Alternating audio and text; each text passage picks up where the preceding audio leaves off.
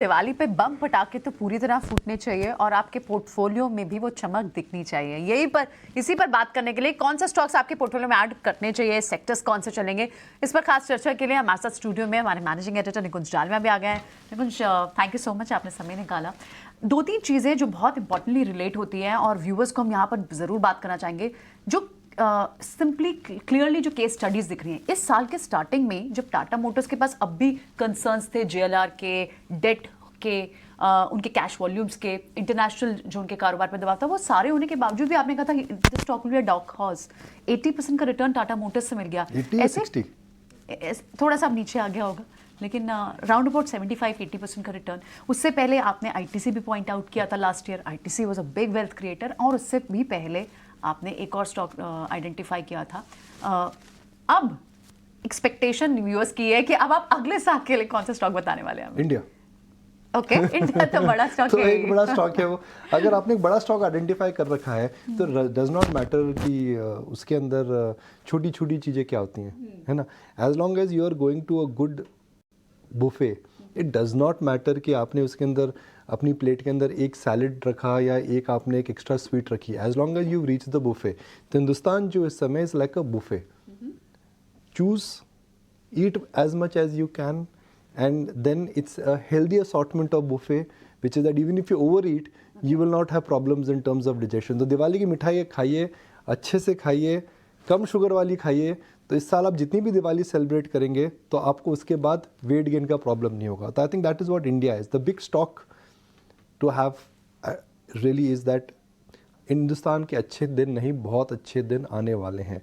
हम हिंदी में बोल सकते हैं अभी तो पार्टी शुरू हुई है। कई लोग बोलते हैं the best is yet to come. तो मेरा ये मानना है कि जिस प्रकार से इकॉनमी चल रही है, जिस प्रकार से स्ट्रक्चरल मूवमेंट्स हो रहे हैं, जिस प्रकार से चीज़ें ऊपर नीचे जिस प्रकार से हवा का जो रुख है, मेरे हिसाब से सबसे बड़ा स्टॉक आइडेंटिफिकेशन होना चाहिए इंडिया। और मैं इसलिए इंडिया बोल रहा हूँ बिकॉज जब आप बिलीफ रखेंगे तभी आप इन्वेस्ट करेंगे। तो सबसे पहले तो आपको इन्वेस्टेड रहना चाहिए, सबसे बुनियादी बात वह है। मार्केट 2 दिन गिरता है, हमें लगता है जी बुल मार्केट खत्म है। मार्केट 3 दिन गिरता है, हमें लगता है बेयर मार्केट चालू हो गया। मार्केट 5 दिन नहीं चलता है, हमें लगता है बुल मार्केट पीक हो गया है। तो मार्केट में सबसे पहले तो आपको बिलीफ रखना पड़ेगा कि भाई अगला 3-5 साल हमारे लिए अच्छा है। तो अगर आप कैश में बैठे हैं, एफडी में बैठे हैं, केवल ट्रेडिंग कर रहे हैं, 2-2, 3-3, 4 दिन का व्यू ले रहे हैं, तो फिर वह आप जस्टिस नहीं कर रहे हैं। वो आप जस्टिस नहीं कर रहे हैं for the size of opportunity. देखिए, मेरा 2-3 साल से मानना है, काफ़ी समय से मानना है, पर कोविड के बाद तो और ज़्यादा ट्रेंड्स हमारे फेवरेबल हो चुके हैं। 1980s बिलोंग टू यूएस, उसके बाद बिलोंग टू जापान, उसके बाद हमने देखा था 1990s they came for India, they came for US, then they came for China. तो अगला 10 साल इंडिया का है। तो सबसे पहले तो आपका जो इस साल का सबसे बड़ा स्टॉक है वह इंडिया। अगर आप इंडिया में बिलीव करते हैं आप इन्वेस्टेड रहेंगे। आप इंडिया में अगर आप बिलीव करते हैं तो आप लॉन्ग टर्म आपको आश्वासन मिलेगा। आप छोटे मोटे करेक्शन जो आते रहते हैं उनसे आप डरेंगे नहीं और अपने जो कोर पोर्टफोलियो उसको बेचेंगे नहीं। तो सबसे पहले तो आपको धैर्य से, जब मार्केट करेक्ट होता है, धावस रखनी चाहिए। अपना बिग पिक्चर व्यू चेंज नहीं करना चाहिए, छोटे मोटे करेक्शन से बड़े पोर्टफोलियो चेंजेस नहीं करने चाहिए और अपना बिलीफ इंडिया में ख़त्म नहीं करना चाहिए। अगर आप ये बेसिक चीज़ों को आप रूल करते हैं तो जी करेक्शन तो आते जाते रहते हैं। हमारे जीवन में हमारा बर्थडे साल में एक बार आता है, मगर मार्केट के अंदर करेक्शन साल में कई आते हैं। ये आपने बिल्कुल ठीक कहा निकुंज, क्योंकि आप 2 हफ्ते पहले ही देखे ना, एक शैलो करेक्शन ही था। उस वक्त आपको निफ्टी भी लगा 700-800 पॉइंट्स गिर गया। मिड कैप स्मॉल कैप में भी 25-30% का फॉल आ गया, लेकिन फिर रिकवरी भी हमने उस पेस से कर ली। अब आपने जिस तरह से शुरुआत की है कि एक बुफे है, एक थाली है, सारी मिठाइयाँ ज़रूरी है, लेकिन इसमें किसी को रसमलाई पसंद है, किसी को गुलाब जामुन, यानी अब सेक्टर्स कौन कौन से आइडेंटिफाई करने चाहिए। बुलिश व्यू ठीक है इंडिया पे रखना चाहिए, लेकिन जो सबसे ज़्यादा पेस के साथ बड़े रिटर्न्स दे सकते हैं वो स्पेस कौन से होंगे? चलिए रिवाइंड करते हैं, फिर फास्ट फॉरवर्ड करेंगे। रिवाइंड इसलिए करते हैं ताकि हम कॉन्टेक्स्ट सेट कर सकें। आज से 15 साल पहले हम या 20 साल पहले बोलते थे इंडिया की story was pharma and IT, because domestic demand trends आपके स्ट्रॉन्ग नहीं थे। उसके बाद हमने बोला कि आपकी जो स्टोरी है वो इंफ्रास्ट्रक्चर और कंज्यूमर रिलेटेड है, बिकॉज उसके बाद इंडिया में 2003 से 2008 में बड़ा बुल मार्केट आया। उसके बाद हमने देखा फाइनेंशियल सेक्टर के अंदर किसी प्रकार का चेंजेस हुआ। उसके बाद हमने देखा कि किस प्रकार से बड़े NBFCs took a birth, fintech हुआ, अब मैन्युफैक्चरिंग आ रहा है। तो ट्रेंड तो देखिए प्रियंका चेंज हो रहा है और हमें ये देखना पड़ेगा कि आने वाला देखिए मार्केट के अंदर अगर आप एक फंडामेंटल इन्वेस्टर है तो आपको ये देखना चाहिए कि कहाँ पर बड़ा प्रॉफिट पूल क्रिएट हो रहा है, प्रॉफिट पूल की अपॉर्चुनिटी कहाँ पर है और किन किन कंपनीज के अंदर उस प्रॉफिट पूल को में पार्टिसिपेट करने की क्षमता है। तो for example Indian IT sector, Indian global IT outsourcing is a big profit pool, उसके अंदर इंडियन कंपनीज ने पार्टिसिपेट करा, चाइनीज़ कंपनी ने पार्टिसिपेट नहीं करा। For example the Indian consumer segment is a large profit pool जिसके अंदर कई कंपनियों ने पार्टिसिपेट करा, कई कंपनियों ने पार्टिसिपेट नहीं करा। Global generic pharma is a great space where lot of companies have participated, lot of companies have not participated. For example जो 3 सेक्टर्स मैंने बताए, 2 सेक्टर्स मैंने बताया आईटी फार्मा, उसमें चाइना का प्रेजेंस नहीं है। Global manufacturing at a lower cost is a space in which China participated। तो आपको बड़े थीम्स पहले देखने पड़ते हैं। मेरे हिसाब से सबसे बड़ा थीम आने वाले कई सालों तक के लिए रहेगा एनर्जी ट्रांजिशन। भले फॉसिल फ्यूल टू सोलर हो, भले सोलर टू हाइड्रोजन हो, भले ही वह पूरा का पूरा सप्लाई चेन हो, उसके अंदर मुझे लगता है कि एक बड़ा billions and trillions of dollars का इन्वेस्टमेंट जा रहा है। सेकंड ईवी, हालांकि मैं नई थीम नहीं बता रहा हूँ, एक पुरानी थीम बता रहा हूँ। मुझे लगता है कि जो थीम है इस समय है और इस समय रहेगी। तीसरा फाइनेंशियल इंक्लूजन। फाइनेंशियल इंक्लूजन में अगर आप देखें number of demat accounts, number of SIP accounts, number of IPO, मुझे लग रहा है वह रहेंगे। चौथा, मुझे लग रहा है कि इंडिया के अंदर अगले 2-3 साल नहीं कई सालों तक नए एंटरप्रेन्योर्स आ रहे हैं जो अचानक हम देख करके बोलते हैं अरे हमें पता नहीं था ये बिजनेस भी है, बिकॉज ये प्राइवेट डोमेन में था, वो पब्लिक हो गए। कोविड के बाद हमने देखा जोमेटो, पेटीएम ऐसी कंपनीज पब्लिक गई थी जो पॉपुलर ब्रांड्स थे, मगर अब कुछ नीश कंपनीज पब्लिक जा रही हैं, कुछ ऐसी कंपनीज पब्लिक जा रही हैं where young promoters are taking them forward. एक मैं सचिन गुप्ता जी से मिला था कुछ दिन पहले, उनकी कंपनी पब्लिक जा रही है जिसमें राकेश झुनवाला जी ने 25 करोड़ इन्वेस्ट करे थे 2007 में। उसकी आईपीओ जो हमें समझ में आ रहा है, जो मर्चेंट बैंकर्स हमें बता रहे हैं 20 से 25 हज़ार की वैल्यूएशन आएगी। तो किसको पता था कि राकेश जी का इन्वेस्टमेंट 25 करोड़ का 10,000 करोड़ की वैल्यूएशन हो जाएगी। तो ऐसे एंटरप्रेन्योर्स आने वाले कुछ समय में आपको मिलेंगे कि जो आपको आश्चर्यचकित कर देंगे। तो बड़ा theme energy transition, second theme EV manufacturing, चौथा theme niche niche technology based companies which have edge. भले वो टेक्नोलॉजी है जो, भले वो डिस्ट्रीब्यूशन का है जो, भले वो कोई पूरा वैल्यू चेन जो है उसका, कुछ स्पेशलाइजेशन चाहिए। अगर आपको डटे रहना है तो आपको कुछ स्पेशलाइजेशन चाहिए। और फिर चौथा मुझे लगता है that I think consumption still has a long way to go. तो अगर और फाइनेंशियल इंक्लूजन यानी बैंक्स एंड एवरीथिंग, तो इन 4 स्तंभ पर अगर आप अपना पूरा पोर्टफोलियो बनाते हैं तो मुझे नहीं लगता कि अगले 2-3 साल आपको कोई चिंता का विषय है। ठीक है निकुंज सर, नमस्कार। बहुत पहले आपको बधाई है धनतेरस की, उसके बाद दिवाली की। आपने बाजार के साथ साथ तमाम सेक्टर स्ट्रेटजी क्या होगी उसकी बातचीत तो कर ली। सर क्या ना, सवाल पूछने ज़्यादा आपको सुनना ही ठीक लग रहा था कि सुनते रहें और समझते रहें, लेकिन फिर भी पूछना था ही। तो ज़रा ये बताइए कि मान लीजिए कि किसी के पास 100 रुपये पड़े हों, कैश लेकर बैठा हो, तो क्या सारे के सारे अभी लगा देने हैं अगर हम लॉन्ग टर्म का व्यू रखें, या फिर कुछ इवेंट्स जो आगे खड़े हैं, आगे बजट आएगा, उसके बाद इलेक्शन आएगा, तो उसके लिए भी थोड़ा सा प्रिपेयर करके रखना चाहिए? देखिए अभिषेक, दिवाली की और धनतेरस की आपको बहुत बहुत शुभकामनाएं। Dimpy ji, hello ji, happy Diwali ji. Sir happy Diwali sir. Happy कैसे हैं दिवाली जी? हाय डिम्पी जी। मैं बिल्कुल ठीक हूँ सर, मैं बिल्कुल ठीक हूँ सर। तो देखिए अभिषेक, जो ओवर द इयर्स हमने सीखा है कि you should never put all your eggs in one basket. तो ये बोलना कि जी 100 के 100 रुपीज़ हमें इस समय एक सेक्टर में निवेश कर देने चाहिए, इक्विटी में निवेश कर देने चाहिए, शायद एक अच्छी राय नहीं होगी। बिकॉज मार्केट में इस समय आप ऐसा नहीं बोल सकते हैं कि आप ऐसे लेवल ऑफ वैल्यूएशन पर हैं जहां पर आप एकदम करेक्शन को रूल आउट कर सकते हैं। I don't think market is at a price where you can say the margin the valuations are at a rock bottom, ऐसा नहीं है।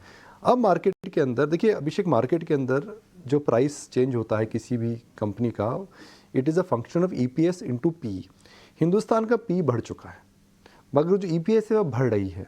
अब depending on the company which we are talking about, EPS के अलग मूल्यांकन है। Consumer take के अंदर 20 से 25%, छोटे बैंक्स के अंदर 18 से 25%, बड़े बैंक्स में 12 से 13%, IT के अंदर सिंगल डिजिट, ऑटो के अंदर इस साल 20% ज़्यादा ग्रोथ आएगी। अचानक फार्मा में लुपिन और डॉक्टर रेड्डी सप्लाई के नंबर में देख रहा था ज़बरदस्त उछाल आ रहा है। तो I think now the market will be a function of earnings growth rather than PE expansion.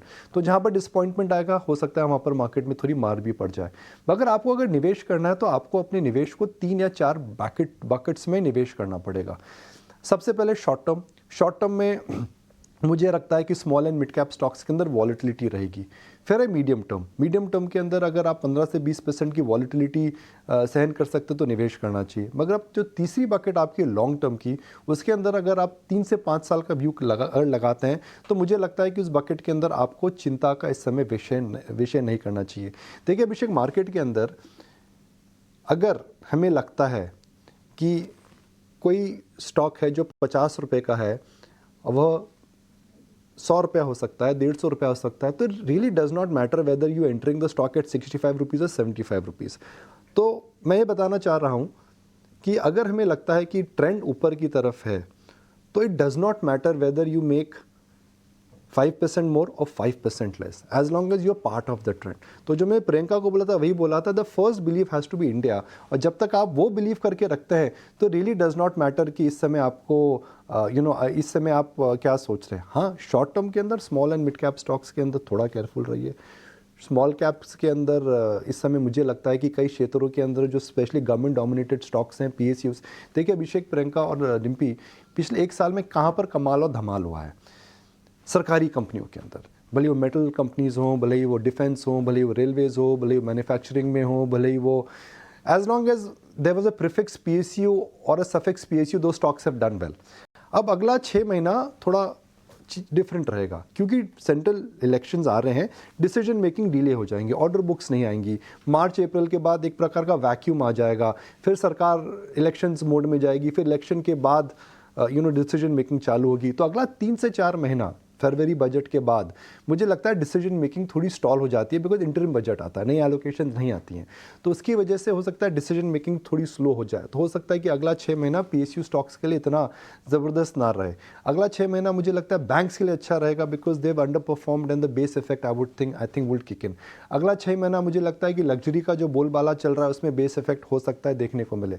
अगला 6 महीना मुझे लगता है IT के लिए और ख़राब हो सकता है, बिकॉज हम देख रहे हैं कि US इकॉनमी के अंदर किसी प्रकार का हमें रुख देखने को नहीं मिल रहा है और सब बात कर रहे हैं कि रिसेशन आएगा। अगला 6 महीना मुझे लगता है रियल एस्टेट और फार्मा का अच्छा रहेगा, because real estate up trend में है और फार्मा के अंदर तेज़ी देखने को मिल रही है। अगला 6 महीना मुझे लगता है कि कंज्यूमर के लिए जो रूरल सेमी अर्बन कंज्यूमर हैं जो कि 2-3 साल से हताश है, उसको मुझे लगता है कि बेस इफेक्ट और इन्फ्लेशन का जो बेस इफेक्ट था वह कम हो रहा है। अगला 6 महीना मुझे लगता है कि इंटरेस्ट रेट्स हो सकता है नीचे की तरफ ज़्यादा रहें, ऊपर की तरफ ना जाएं, तो जितने भी इंटरेस्ट रिलेटेड स्टॉक्स हैं उनके अंदर मुझे लगता है थोड़ा बेनिफिट देखने को मिल सकता है। तो एक सेक्टर और है जो मैं ऐड करना चाहूँगा, energy transition, EV, manufacturing, financials, niche companies, I think is real estate. Real estate के अंदर डिम्पी जी ज़्यादा जानते हैं, वह एक रियल एस्टेट में बड़े इन्वेस्टर हैं, कि रियल एस्टेट के अंदर डिम्पी जी जब ट्रेंड आता है तो 5 से 7 साल का ट्रेंड आता है, और हमने देखा है कि 8-9 साल की मंदी के बाद केवल 2 या 2.5 साल की तेज़ी आई है रियल एस्टेट के अंदर। तो मुझे लगता है अगले 3-4-5 साल के अंदर रियल एस्टेट सेक्टर के अंदर ट्रेंड अच्छा रहेगा। तो अगर बाबू घर बिकेंगे तो फिर टाइलें बिकेंगी तो बाथरूम फिटिंग का सामान बिकेगा, प्लाईवुड बिकेगी, किचन का सामान बिकेगा, और किचन के सामान के साथ ट्यूबलाइट भी बिकेगी, लट्टू भी बिकेंगे, लोग ज़्यादा TV लगाएंगे और रीटेनर स्वदेश देखेंगे। तो पूरा का पूरा जो ट्रेंड है मुझे लगता है उस पर ध्यान रखना चाहिए। बिल्कुल बात सही है सर आपकी। एक सेक्टर से करीब 20-22 सेक्टर जुड़े होते हैं रियल एस्टेट से, और आपने सारों के नाम तो नहीं बट आधों के नाम तो आपने हाथों हाथ ही बता दिए। एक चीज़ मेरे को आपसे और पता करनी है, अभी आपने स्टार्टिंग में इंडिया का एक एग्जांपल देख के बताया था कि आप पहले भारत पे ट्रस्ट करो। सर भारत में ना 28 स्टेट हैं, मैं 28 शेयर नहीं मांगूंगा आपसे, लेकिन मैं 5 शेयर ज़रूर आपसे लूँगा या 3 शेयर लूँगा, और मैं इसलिए ले रहा हूँ क्योंकि मैं ये समझना चाहता हूँ कि मैं इस दिवाली पे शेयर ले लूँ, मैं याद भी रखूँ, और मेरे को रहे कि यार निकुंज जी ने मेरे को शेयर्स दिए थे, देखो अगली दिवाली मेरी कितनी शानदार निकली। आप वो 3 से 4 शेयर के नाम बता सकते हैं सर? तो देखिए Dimpy, investing is about probability and possibility. आप सही तरीके से कुछ भी नहीं बता सकते हैं, because the future is uncertain and you don't know the future. तो आप एक अनसर्टनिटी के एनवायरनमेंट के अंदर हमेशा रहते हैं। कितना भी बढ़िया बुल मार्केट हो, कितना भी खराब बेयर मार्केट हो, फ्यूचर प्रेडिक्ट करना बहुत मुश्किल है। तो हम क्या करते हैं, हम फ्रेमवर्क बनाते हैं। वो फ्रेमवर्क ये होता है जी, आप कहाँ उम्मीद करते हैं कि आने वाला समय अच्छा रहेगा, कहाँ पे कंपनीज अच्छा काम कर रही हैं, कहाँ पे ट्रेजेक्ट्री ठीक ठाक है, वैल्यूएशंस ठीक ठाक है, और कहाँ पर इन जनरल मार्केट शायद बड़ी बड़ी बुनियादी चीज़ों को इग्नोर कर रहा है। जैसे टाटा मोटर में सब इग्नोर कर रहे थे कि JLR कम बैक कर सकता है, ITC में सब इग्नोर कर रहे थे कि इसकी फ्रेंचाइज वैल्यू कितनी स्टॉक है, इंडियन होटल में सब इग्नोर कर रहे थे कि टाटा की बैक्ड एक होटल कंपनी है, उसके अंदर वापस ऊंचा उतार देखने को मिलेगा। जोमेटो में 1 साल पहले सब इग्नोर कर रहे थे जब गिरा था कि भाई वो डुओपोली बिजनेस है। तो मुझे लगता है जो शेयरों में नज़र रखनी चाहिए, एक तो आपको इंडिगो पे नज़र रखनी चाहिए। अगर आप देखें तो इंडियन एविएशन सेक्टर है, उसके अंदर एक प्रकार का डुओपोली है। SpiceJet is not really gaining a lot of market share. Go Air has gone into trouble. Tata बड़ा हो रहा है और इंडिगो के पास लार्ज मार्केट शेयर है, आकाशा भी बहुत छोटा है। जिस प्रकार से एविएशन सेक्टर के अंदर ग्रोथ आ रही है, 20% की ग्रोथ, जो नए एयरपोर्ट्स बन रहे हैं, छोटे टाउन से जो ट्रैफिक आ रहा है, कनेक्टिविटी आ रही है। अगर एक एयरपोर्ट जाएँ तो मुझे लगता है कि वो एयरपोर्ट और बस अड्डे में डिफरेंस नहीं है, बिकॉज इस प्रकार का ट्रैफिक अब आ रहा है। तो जब इंदिरा गांधी इंटरनेशनल एयरपोर्ट और ISBT के अंदर सेम प्रकार का अगर हम देखते हैं कि क्राउड और सेम प्रकार के लोग दिखते हैं, तो जाहिर सी बात है Indians are flying a bit more. IndiGo के अंदर 55% मार्केट शेयर है, और IndiGo has gone through gruesome test, covid का झटका, हाई ऑयल प्राइसेस का झटका। जो भी कंपनी 10 से 15 साल के अंदर बड़े झटके सहन कर सकती है, मैं उसको हमेशा सलाम करता हूँ, इंडिगो उसमें से एक है। क्रूड के दाम गिर चुके हैं, $96 के $80 के नीचे आ चुके हैं, क्रूड का रुख नीचे। इंडिगो में 2 क्वार्टर खराब रहेंगे बिकॉज प्रैट एंड विटनी की इंजन्स की वजह से वहाँ पे समस्या है, मगर 2 क्वार्टर के बाद और अच्छा है। तो मार्केट शेयर गेन, टाटा और इंडिगो में प्राइस वॉर नहीं होगा, कैपेसिटी एडिशन हो रहा है, flying is now a necessity not a luxury. तो इंडिगो पे नज़र रखिए। टाटा पावर कमाल का काम कर रहे हैं, एनर्जी ट्रांजिशन में जा रहे हैं, एनर्जी ट्रांजिशन के अलावा वह एक सोलर में आ रहे हैं, उनके बिजनेसेस में ठीक हो रहे हैं। तो एनर्जी ट्रांजिशन के जो कगार पर एक कोई कंपनी खड़ी है, मुझे लगता है कि इंडिगो के बाद टाटा पावर पे ज़रूर नज़र रखनी चाहिए। मुझे लगता है कि जिस प्रकार से SBI BOB के अंदर हमने एक सिक्लिकल बहाव देखा था, उसी प्रकार का बहाव मुझे लगता है कि इंडसइंड बैंक और एक्सिस बैंक में देखने को मिल सकता है, because the balance sheets have become better. ICICI bank चल चुका है, HDFC बैंक ओवर ओन्ड है। अगर आप देखें तो SBI के अंदर चाल आ चुकी है और निम्स वहाँ पे थोड़े अंडर कंप्रेशन आ रहे हैं, मगर valuation, the comfort of balance sheet, the way the progression is happening for IndusInd bank, जो कटपालिया साहब वहाँ पर कर रहे हैं, इस चीज़ को अगर मैं देखूँ तो इंडसइंड बैंक में मुझे लगता है कि काफ़ी चेंजेस आ सकते हैं। मुझे लगता है रियल एस्टेट स्टॉक्स की जो इस समय अच्छा चक्र चल रहा है, उसके अंदर मुझे ग्रहण लगता नहीं दिख रहा है। तो रियल एस्टेट में अगर आप देखें तो रियल एस्टेट के अंदर largely the dominant names are Prestige and largely DLF। I think one should keep eye out on that particular space, so to speak. EV से रिलेटेड जो भी कंपनियां हैं, मुझे लगता है कि उनके अंदर अभी जो गतिविधि है वह ख़त्म नहीं हुई है। तो मेरे को लगता है EV से direct plays and indirect plays, उसमें ज़रूर नज़र रखिए। सो अगर आपके पोर्टफोलियो में फाइनेंस है, लिटिल बिट ऑफ मैन्युफैक्चरिंग है, कुछ नीश स्पेशलाइज्ड कंपनीज़ हैं, भले ही वो EV में हो, भले ही वो SaaS में हो, भले ही वो मैन्युफैक्चरिंग में हो, वहाँ अच्छा हो सकता है। तो इन जनरल अगर आप पोर्टफोलियो देखें तो it should be centred around energy, financials, niche consumption and few other names. अगला साल क्या जियो फाइनेंशियल के लिए बड़ा हो सकता है? अगर उनके अप्रूवल्स आ गए, अगर वो बड़ा कर सकते हैं, अगर हमें लगे प्रमोटर स्टेक बढ़ा सकता है, तो जियो फाइनेंशियल्स के लिए अगला साल अच्छा हो सकता है। रिलायंस 3 साल से कहीं नहीं गया है, एक दिन तो निकलेगा ही भैया अपने वो ग्रहण से, तो क्या रिलायंस का अगला साल बड़ा हो सकता है? तो कुल मिलाकर के डिम्पी जी, आपने टर्म यूज़ करा था 28, मैं कह रहा हूँ जी हिंदुस्तान के अंदर 100 से भी ज़्यादा शेयर है जिसके अंदर आप अच्छे से लॉन्ग टर्म के लिए निवेश कर सकते हो। ठीक है सर, सारे के सारे आप अच्छी चीज़ ये रही कि ऐसे नाम भी लिए जो रसूखदार हैं, वहाँ पर भरोसा भी है लोगों का। लेकिन एक सवाल है, आपने सरकारी कंपनियों का जिक्र किया, पावर में हमने देखा कि चौतरफा तेज़ी हुई है, चाहे वो पावर इंफ्रा वाले हों, इक्विपमेंट वाले हों, या फिर जो भी सेगमेंट उठा के देख लें। तो और दिक्कत रिटेलर के सामने एक दिक्कत ये आती है ना, कई बार कैश या फिर लिक्विडिटी थोड़ी सी सीमित होती है। तो क्या ये बेहतर होगा या फिर ठीक होगा कि profit taking with in segment करते रहें और कुछ नए ऑप्शन तलाशते रहें? देखिए, आपको सबसे पहले टाइम फ्रेम डिफाइन करना पड़ता है अभिषेक। आपका टाइम फ्रेम और आपका रिस्क क्या है।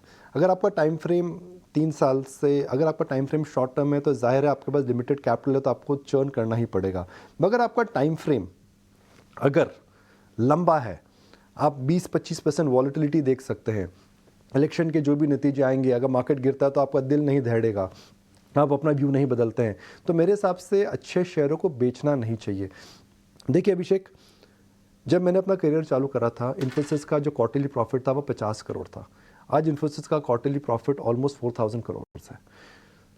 तो यह बोलना और ये इसके बावजूद हुआ है कि इन्फोसिस ने पिछले 20 साल के अंदर कई बार प्रॉफिट वार्निंग दी है, कई बार सरप्राइजेस दिए हैं, मगर जो इंडियन आईटी आउटसोर्सिंग की अपॉर्चुनिटी लार्ज है कि एक discovered company from 2000 has manage to grow their profit from 50 crore in quarter to almost 4,500 crore a quarter. तो अगर आप लंबी अवधि के लिए, अगर आप एक बिग पिक्चर पर बैठ करते हैं कि कल का हिंदुस्तान, आज का हिंदुस्तान, आने वाला हिंदुस्तान जिसमें जो चेंज आएगा, इस चेंज के अंदर जिन कंपनीज़ में बेनिफिट करती हूँ वो रेलेवेंट रहेंगे और उनके मैनेजमेंट अच्छे हैं, तो वहाँ पे वेल्थ क्रिएट होगी। अगर आप मार्केट टाइमिंग करते हैं अपने लॉन्ग टर्म पोर्टफोलियो के अंदर, तो शायद एक अच्छा बहुत विचार नहीं है। Big money Abhishek Dimpy Priyanka has always made when you buy a stock and you hold it. If you try to time the market, you should not confuse yourself. If your objective is trading, then you have to time the market. But if your objective is that ये लंबी अवधि के मैंने share लिए हैं, तो उसके अंदर आपको टाइमिंग ना करना चाहिए। Okay, alright. निकुंज, आप जो बात कर रहे हैं कि होल्ड करके रखना चाहिए, और आपने इस स्पेस का जिक्र किया अभी, ये जितना भी एनर्जी ट्रांजिशन का स्पेस है, तो ये जो पावर सेक्टर की ये जो वैल्यू चेन दिख रही है, चाहे वो जनरेटर हो, ट्रांसमिशन हो या डिस्ट्रीब्यूशन फेज में हो, और उसमें कई सारे मिड कैप और स्मॉल कैप स्टॉक्स हैं जो 100-150% चल गए हैं, इन सब की भी स्टोरी अभी क्या, ये किस फेज में है, क्या ये अब भी चलते रहेंगे? देखिए, एक मार्केट देखिए क्या होता है, हमेशा फेयर वैल्यू पे ट्रेड करता है। तो कई बार क्या होता है कि मार्केट में अर्निंग्स आती हैं, फिर स्टॉक्स चलते हैं, और कई बार अर्निंग्स की उम्मीद में स्टॉक्स चल जाते हैं। तो आपको उस बात पे हमेशा नज़र रखना चाहिए। मगर एक कॉशन मेरे हिसाब से है इस समय, और यह शायद डेटा आज हम दिखाएंगे भी। अगर आप पिछले long term trends mid and small cap और लार्ज कैप में देखें, तो वो ट्रेंड्स में लगातार मतलब 1-2 साल ऊपर नीचे, देखिए 1 साल की हम बात करेंगे तो small cap has done better, mid cap has done worse and large cap has done poorly. अगर मैं रिलेटिव आउट परफॉर्मेंस की बात करूँ तो 1 साल में स्मॉल कैप अच्छे दिखेंगे, मगर 5 और 10 साल के अंदर मैं मिड लार्ज कैप को अगर मैं कंपेयर करूँ तो तीनों जो गुट हैं इनके रिटर्न्स बराबर हैं। तो कई बार स्मॉल कैप पहले चल जाता है, फिर मिड कैप चलता है, फिर लार्ज कैप आता है। पिछले बुल मार्केट में हमने देखा था कि लार्ज कैप पहले चला, फिर स्मॉल कैप ने कैचअप करा, फिर मिड कैप आए। Not every small cap will become large cap. अगर आप इंडिया की हिस्ट्री देखें तो very few small cap companies have migrated from small cap to mid cap and mid cap to large cap. ऐसा history आप देखें तो निफ्टी में बहुत कई कंपनी पिछले 10 साल में बहुत नई कंपनी ज़्यादा नहीं आई हैं। तो बहुत कंपनीज जो आज लिक्विडिटी की वजह से जा रही हैं ऊपर, और जो कंसंट्रेशन की वजह से जा रही हैं, शायद ऊपर ना जाएं। तो small and mid cap stocks के अंदर एक आपको लिमिट तक ही तेज़ी देखने को मिलेगी। रामदेव साहब ने बड़ा अच्छा एग्जाम्पल दिया आयशा को, उन्होंने बोला जी अलोम विलोम करें। अलोम विलोम कैसे करते हैं डिम्पी जी, अभिषेक जी? देखिए, अलोम विलोम आप करते हैं तो आप पहले गहरी सांस लेते हैं और फिर गहरी सांस छोड़ते हैं। तो रामदेव साहब जी जो हमें बता रहे थे कि small and mid cap stocks के अंदर गहरी सांस आपने ले ली है, अब समय छोड़ने का आ चुका है। उसी तरह से लार्ज कैप स्टॉक्स के अंदर गहरी सांस लेने का समय आ चुका है। तो एक अप्रोच की बात है। दिवाली पर अगर योगा और स्पिरिचुअलिटी में बिलीव करते हैं तो mid and small cap stocks के अंदर गहरी सांस हो चुकी है, अब सांस छोड़ने का समय आ चुका है। डिम्पी जी करते हैं, चलिए गहरी सांस लेते हैं, आइए लीजिए डिम्पी जी मेरे साथ। सर आप बताइए सर कैसे करना है? ठीक है, तो यह रामदेव साहब का मानना है कि गहरी सांस स्मॉल कैप्स में हो चुकी है, अब छोड़ने का समय आ चुका है। रोक ली, जी हाँ, और धीरे धीरे करके छोड़ दिया सर। तो उनका मानना है कि स्मॉल कैप स्टॉक्स के अंदर गहरी सांस लीजिए हो चुकी है, अब छोड़ने का समय आ चुका है। और लार्ज कैप स्टॉक्स के अंदर धीरे धीरे सांस लीजिए, यानी पोजीशंस बढ़ाइए, और उसको अभी जब ऊपर जाएंगे जब छोड़ेंगे। तो not everything is small cap is great, मेरा ये मानना है। आज से 1 साल बाद देखिए, हम जो अभी डिस्कस कर रहे हैं बीता साल डिस्कस कर रहे हैं। मार्केट में पैसा बनता है आने वाले फ्यूचर पे प्रेडिक्ट करके। हम रिवाइंड करते हैं, हमें फास्ट फॉरवर्ड करना चाहिए तो फास्ट फॉरवर्ड करते हैं। अगला 1 साल क्या हो सकता है? इलेक्शन, वो एक स्विंग इवेंट हो सकता है। 15 से 20% वॉलेटिलिटी, अगर सरकार को, अगर मार्केट को जो मैंडेट हो सकता है जो आए, अगर वो अच्छा नहीं लगा तो 15 से 20% की वॉलेटिलिटी आएगी। मगर 1 साल आगे क्या हो सकता है? मुझे लगता है 1 साल के बाद you actually will see out performance in large cap stocks, you actually will see underperformance and interest rate I think will start peaking down. There will be a lot of narrative एक साल आगे, not around Indian elections but around US elections. मुझे लगता है कि एक साल के बाद एक डिसाइसिव ट्रेंड आ जाएगा कि डिसाइसिव ट्रेंड आ जाएगा कि फेड क्या करने वाला है. मुझे लगता है एक साल बाद जो हम डिस्कशंस करेंगे they would be about sectors which essentially are from niche areas, sectors which are essentially on transition, and I will not be surprised that from 1 year from now we actually will be talking about large cap outperformance and small cap underperformance. हम अभी बात कर रहे हैं small cap outperformance versus large cap underperformance. मुझे लगता है एक साल के अंदर वो जो मिरर है वह उल्टा हो सकता है. ओके, सो दैट मीन्स इस वक्त आप नजरिया आप जो है थोड़ा सा लार्ज कैप पे रखिए. 4 बड़ी थीम आपने हमें बताई है आज. निकुंज, बहुत बहुत शुक्रिया समय देने के लिए और इतनी डिटेल्स में समझाने के लिए बहुत बहुत शुक्रिया आपका. पर डिम्पी जी स्वस्थ रहने के लिए क्या करना है डिम्पी जी? हमने जो करा जी सर, सुन रहा हूं. देखिए, सांस लेना, सांस निकालना, वह कुछ मत छोड़िएगा, भले स्मॉल कैप हो लार्ज कैप हो. डिम्पी जी सेहत सबसे इंपॉर्टेंट रखती है. तो इस साल दीपावली में हमें एक प्रण लेना चाहिए, ये दिवाली मुस्कान वाली है और मुस्कान के कुछ तरीके होते हैं. फिट रहो, स्वस्थ रहो और डिम्पी जी मस्त रहो सर. मस्त रहो और ईटीना स्वदेश को देखते रहो. वो भूल गए. ठीक, बिल्कुल. बहुत बहुत शुक्रिया sir, thank you very much. आपने अपने अंदाज में बता दिया कि कैसे थीम को पढ़नी है, कैसे मार्केट को समझना है, और आपने 4 थीम भी बताई मोटा मोटी, और उसके अंदर से कुछ एक शेयर्स भी आपने नोटिस कराए हैं. इसके लिए बहुत बहुत शुक्रिया, थैंक यू वेरी मच. और उम्मीद करते हैं कि इस बार के दिवाली नहीं, अगली कई दिवालियाँ इसी राय से, इसी समझ से आपकी बेहतर और शुभ मिलती जाएँ. बहुत बहुत शुक्रिया, थैंक यू वेरी मच. इस कार्यक्रम से भी इतना ही.